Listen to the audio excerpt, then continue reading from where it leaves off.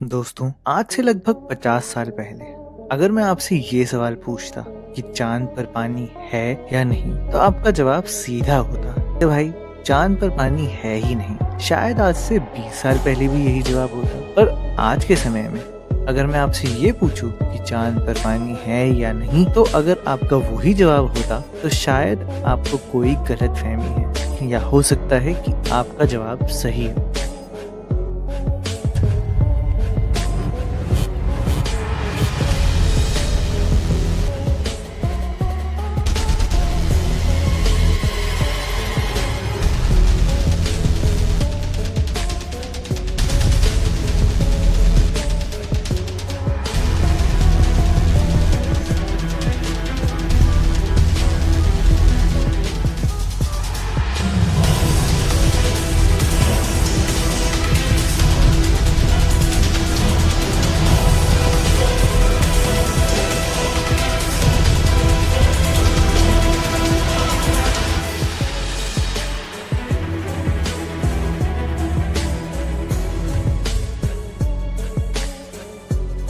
हमारा सौर मंडल बहुत ही अनोखा है। आज तक सौर मंडल में ऐसी कई बातें हैं जो हमें पता ही नहीं चली। खैर, इस वीडियो में तो हम चांद की बात कर रहे हैं, और ये सोचना कि चांद पर पानी होगा बहुत ही एक नामुमकिन सी बात है। ऐसा इसलिए क्योंकि चांद की सतह का तापमान लगभग 123 डिग्री तक पहुंच जाता है, जो कि काफी है उस पानी को भाप बनाने के लिए। यही नहीं, अगर यही तापमान धरती पर भी होता तब भी धरती से सारा पानी भाप में बदल के धरती से उड़ जाता। लेकिन खास बात तो ये है कि चांद के पास धरती के जैसा वातावरण तो है ही नहीं, और वातावरण ना होने का कारण ये है क्योंकि चांद का गुरुत्वाकर्षण धरती का सिर्फ 33% है, और ये वातावरण ना होने के कारण चांद कोई भी हल्के तेज चलने वाले मॉलिक्यूल से बने तत्वों को रोक नहीं सकता।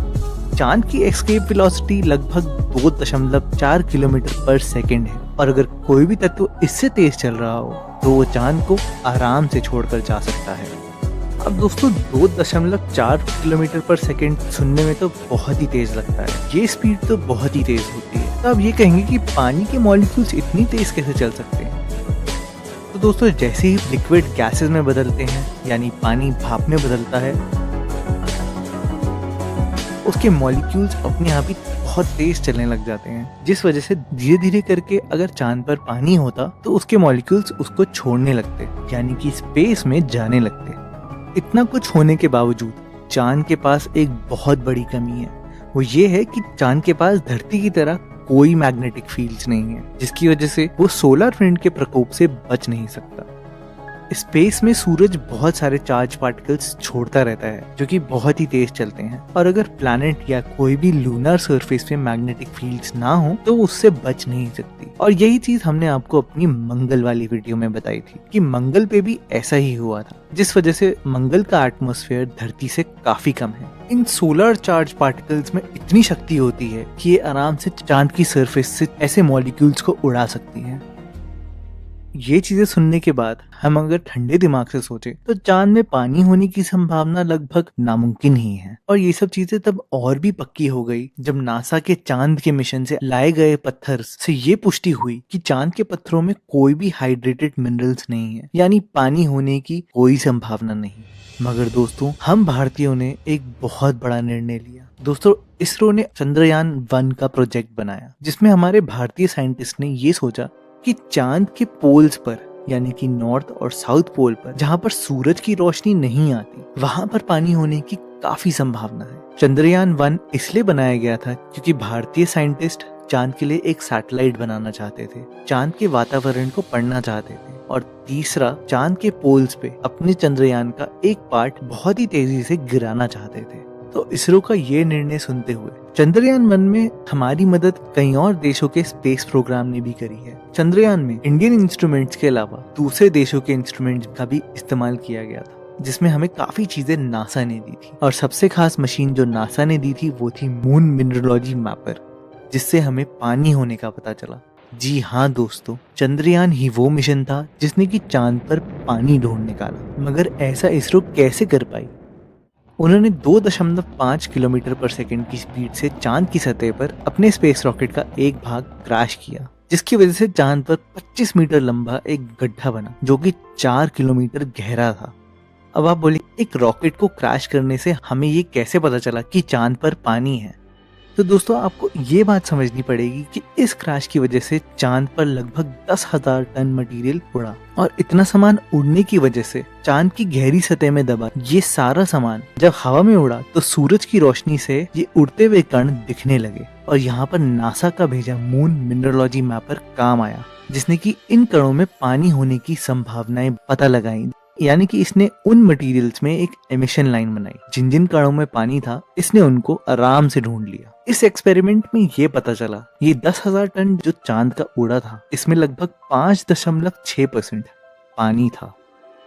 पर आप बोलेंगे कि ऐसा कैसे हो सकता है? अभी तो मैंने बताया कि चांद पर इतना ज्यादा टेम्परेचर है, पानी तो भाप में बन जाता है, पर सच्चाई तो ये है कि चांद पर पानी होने के 3 तरीके हैं। जी हाँ दोस्तों, एक नहीं, 2 नहीं, बल्कि 3 तरीके हैं। तो इन 3 पानी के स्रोतों को समझना भी बहुत आसान है। पहला पानी का जरिया तो वो है जो हमने आपको अभी बताया कि इसरो ने चांद के पोल्स में पानी ढूंढा। चांद के पोल्स ऐसी जगह है जहाँ पर सूरज की रोशनी बिल्कुल नहीं पड़ती। चांद पर हमेशा रोशनी होती है, चाहे वो साइड हो जो हमें दिखती है, चाहे वो दूसरी साइड हो जो कि और प्लैनेट्स की तरफ है। पर जो पोल्स हैं वहाँ पर रोशनी नहीं पहुँच पाती। दोस्तों ये फिनोमेनन हमने आपको उस वीडियो में बताया था जिसमें हमने आपको ये बताया था कि धरती पर भी एक ऐसा शहर है जहाँ पर सूरज नहीं उगता।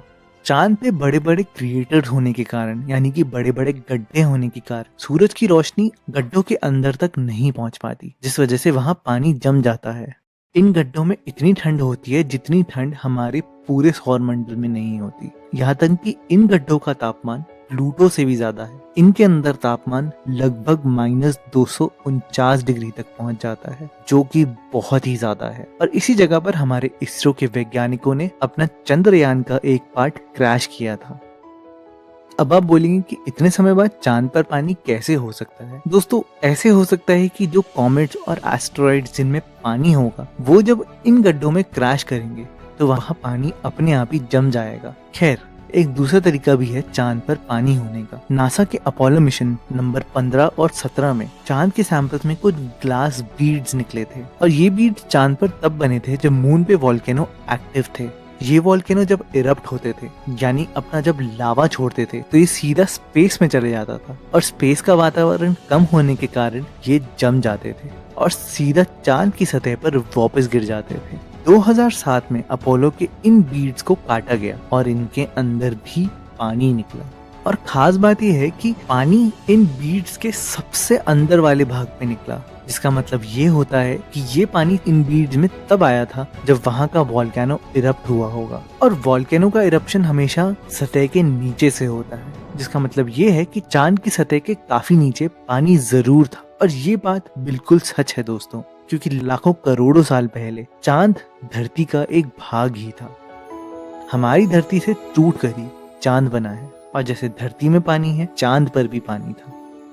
तीसरा तरीका चांद पर पानी होने का ये है कि चांद पर जो ऑक्सीजन है वो हाइड्रोजन के साथ मिलकर आराम से पानी बन जाता है। चांद पर काफी ऑक्सीजन है, पर अब ये बोलेंगे कि चांद पर हाइड्रोजन कैसे आता है? चांद पर लगभग 45% ऑक्सीजन है, पर इसमें काफी ज्यादा ऑक्सीजन ऑक्साइड मिनरल्स के अंदर है। पर बात यह है कि यहाँ पर खाली या फ्री हाइड्रोजन कैसे आता है? उसका जवाब ये है कि जो सोलर विंड्स चलती है, जो सूरज की तेज किरणें आती है, उनमें फ्री हाइड्रोजन की काफी मात्रा होती है, जो कि आराम से उन ऑक्साइड मिनरल्स के ऑक्सीजन से रिएक्ट कर सकती हैं और आखिर में पानी में बदल सकती हैं। लेकिन यहाँ पर वही बात आती है कि सोलर विंड्स इतनी तेज होती हैं कि वो जो पानी सतह पर आता है उसको सीधा ही उड़ा देती है। तो आखिर में ये बात तो सत्य है कि चांद पर आज भी पानी जरूर है।